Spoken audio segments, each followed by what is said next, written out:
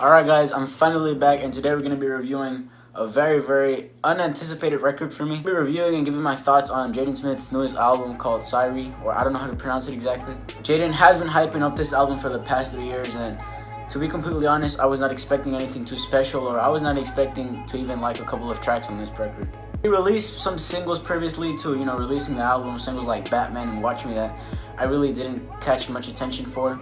I especially really did not like the song Batman because it was exactly like Jumpman. I mean, the flow, the cadence, even the instrumental at some points is exactly like Drake's Jumpman. But with all that aside, I was seeing a couple things about it on Twitter and I decided, well, why not give it a try, check it out, and see what it had to offer. And to start things off, I do gotta say that I'm extremely surprised how Jaden Smith came through with actually pretty solid projects. The one thing that initially grabbed my attention from just at the track list itself is how I noticed that the first 4 songs, they spelled out the word blue. The first track, which was just titled The Letter B, it started off with these beautiful vocals from what happened to be Jaden Smith's sister, Willow Smith. I'm not even gonna lie, the song itself was beautiful. The vocals were amazing. The one thing that Jaden Smith delivered throughout this album was his beat choice and the overall production. The beat part of Blue is just like the little bit of a build up, and then the L is when it actually hits you, and then it slows things down again with U, and it slows things down even more with E. Now I will openly say that the first 2 parts of the Quadrility Blue was actually my personal favorite. The Blue Quadrility was the only individual songs that I wanted to talk about and give a little bit more of context into. I don't really want to get too deep into the concept because I still haven't fully digested it, and there does seem to be kind of a deeper concept than I thought it would have been. Generally what I got from it is that Jaden, or SYRE, is stuck in this world where there's a permanent sunset where the sun just doesn't go completely down and the nighttime never comes. And I guess this is just a way to personify his love life or a heartbreak that he had with a girl. How he knows that he's living in a fantasy where it's beautiful because the sunset is beautiful, but he knows that eventually it will go down and it will go away, and he doesn't know how he will feel once it does go away.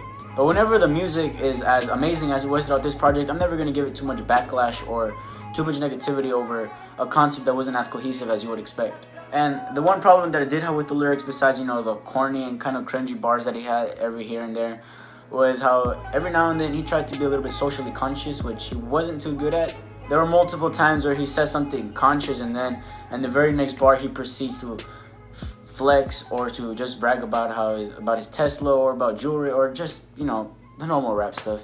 I guess my problem when it comes to understanding the concept is that the music is just so amazing and the production is beautiful. Even some of Jaden's flows are actually pretty well, that whenever I'm listening to the project on my own time, I get completely carried away with that and I just completely forget about the concept. I'm just enjoying the sonic aesthetic of it. But obviously there's gonna be a couple tracks on here that I didn't enjoy, and those tracks were just the slower ones that he kind of emphasizes on his influence from Drake and Frank Ocean, which I mean he didn't do too good of a job at.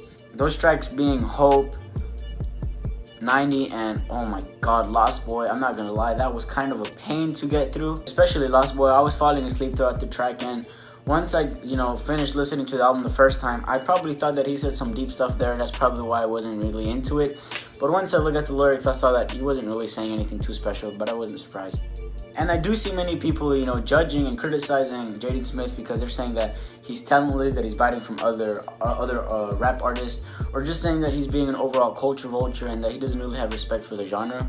Personally disagree. I can tell that he put a lot of work into this, and it doesn't sound like much like any of the generic rap that we have in today's age. There were a couple, I guess, trap influence beats throughout here and there, but sonically, again, the album is very different to the, I guess, generic rap artists that we have in today. Will say that most of the backlash is coming from people who, didn't really enjoy Will Smith's music, which in my opinion, I guess that the hip-hop heads never really respected Will Smith.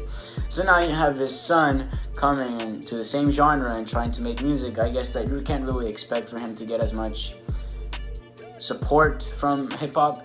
But to wrap this up, I guess that this has to be one of my favorite records throughout this year. I'm not gonna lie, many people will probably disagree with that, but it's my personal opinion. If I had to give it a rating, I'll give it an 8 out of 10. Now, I greatly recommend for you guys to go check it out, give it a listen, just go into it open-minded, and I promise that you probably won't be let down, besides his lyrics. Anyways, guys, I hope you guys enjoyed the video. Please remember, if you did, just leave a like, subscribe, and I'll see you guys in the next video. Have a great day. Peace.